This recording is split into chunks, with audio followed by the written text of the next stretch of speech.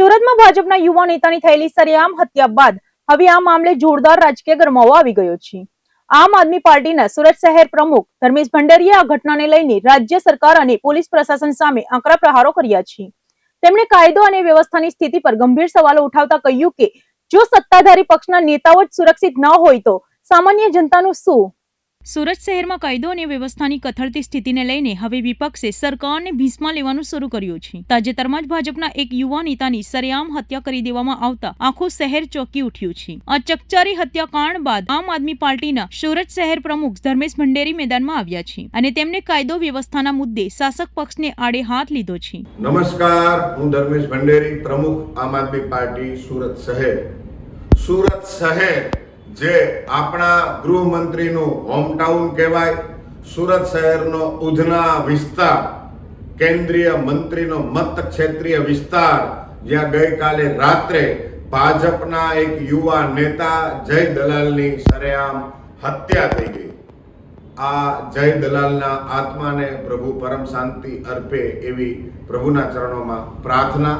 પણ વાત એ છે કે જ્યાં ભાજપના કાર્યકર્તાની, ભાજપના નેતાની સરેઆમ હત્યા થઈ જતી હોય તો સામાન્ય માણસ કેવી પરિસ્થિતિમાં જીવતો હશે એ આપણે સૌ લોકોએ વિચારવું જોઈએ। ગૃહમંત્રીના હોમટાઉનની આ પરિસ્થિતિ, રોજ પેપરનું પાનું ખોલીએ અને એવું બનતું નથી કે સુરતમાં હત્યાનો બનાવ ન બન્યો હોય। પોલીસ અને પોલીસનો ડર આ સુરતમાં ગુનેગારોને કેમ નથી, આ બાબતે આપણે ખૂબ જ ગંભીરતા સાથે વિચારવું જોઈએ। જે પોલીસનું કામ સામાન્ય માણસની સુરક્ષા કરવાનું છે, કાયદો વ્યવસ્થા જાળવવાનું છે, એ પોલીસનો દુરુપયોગ સત્તા પક્ષ વિપક્ષને રોકવા માટે કરે। આઈબી ઇન્ટેલિજન્સ બ્યુરો એનું કામ છે શાંતિપૂર્વક કોઈને ખબર ન પડે એ રીતે આખા શહેરની અથવા સમાજ વ્યવસ્થાની અંદર ક્યાંય પણ કાયદા બાબતમાં અવ્યવસ્થા ન સર્જાય, ક્યાંય કાયદો અવ્યવસ્થા સર્જાતી હોય તો એનું ધ્યાન રાખવાની જવાબદારી આઈબીની છે।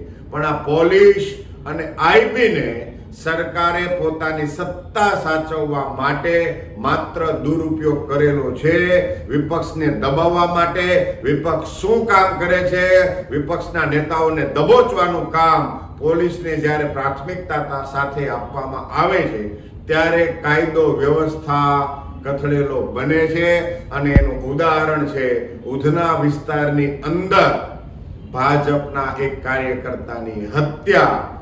સુરતમાં ગુનેગારો છાકટા થયા છે। ગુનેગારોમાં પોલીસનો કોઈ ડર નથી રહ્યો, પોલીસનો ડર સામાન્ય માણસમાં વધી ગયો, પણ ગુનેગારો ખુલ્લેઆમ ફરે છે। ગુનેગારોએ ગુનાને વધારે અંજામ આપવો હોય એટલે ક્યાંક એવું પણ બને છે કે સત્તા પક્ષ સાથે જોડાઈ જાય છે અને આ સામાન્ય માણસ પોતે અસુરક્ષા અનુભવે છે। આપણે સૌ લોકોએ વિચારવું જોઈએ કે આ સુરત શહેર, આવું શહેર કોણે બનાવ્યું, કાયદા વ્યવસ્થાના ધજાગરા કોણ ઉડાવી રહ્યું છે? પોલીસ તંત્રને વિનંતી છે કે સત્તા પક્ષની ગુલામી છોડી અને આપણા શહેરને સુરક્ષિત બનાવવા તરફ ધ્યાન આપવામાં આવે એવી આમ આદમી ઈચ્છે છે, આમ આદમી પાર્ટી એવી માંગ કરે છે। આપના નેતા ધર્મેશ ભંડારીએ તીખા શબ્દોમાં પ્રહાર કરતા જણાવ્યું કે રાજ્યના ગૃહમંત્રીના પોતાના જ હોમટાઉન એટલે કે સુરતની અંદર જ જો ભાજપના યુવા નેતાની સરેઆમ હત્યા થઈ જતી હોય તો પછી સુરતની સામાન્ય જનતા અને માસૂમ નાગરિકોનું શું? પ્રજાની સુરક્ષા કોના ભરોસે? તેમણે સવાલ ઉઠાવ્યો છે કે આખરે સુરતમાં ગુનેગારો અને માથાભારે તત્વોને પોલીસનો જરાય ડર શા માટે રહ્યો નથી? પોલીસ તંત્રની કાર્યશૈલી સામે સણસણતા આક્ષેપો કરતા ધર્મેશ ભંડારીએ ઉમેર્યું છે કે શહેરમાં ગુનાખોરી ડામમાં અને કાયદો વ્યવસ્થા જાળવવાની જગ્યાએ પોલીસનો દુરુપયોગ માત્ર વિપક્ષના નેતાઓને રોકવા અને હેરાન કરવા માટે જ કરવામાં આવી રહ્યો છે। પોલીસ અને આઈબી જેવી મહત્વની તપાસ એજન્સીઓનો ઉપયોગ ગુનેગારોને પકડવાને બદલે માત્ર પોતાની સત્તા સાચવવા માટે થઈ રહ્યો હોવાનો ગંભીર આક્ષેપ પણ તેમણે કર્યો છે। આપના શહેર પ્રમુખના મતે આજે સુરતમાં સ્થિતિ એવી સર્જાઈ છે કે રીઢા ગુનેગારો ખુલ્લેઆમ રસ્તાઓ પર ફરી રહ્યા છે અને બીજી તરફ કાયદાનું પાલન કરતા સામાન્ય લોકોની અંદર પોલીસનો ખોટો ડર વધી રહ્યો છે। ભાજપના યુવા નેતાના મર્ડર બાદ વિપક્ષના આ આક્રમકથી સુરતના રાજકારણમાં ભારે ગરમાવો આવી ગયો છે। હવે આ મામલે શાસક પક્ષ શું વળતો પ્રહાર કરે છે તે જોવાનું રહેશે।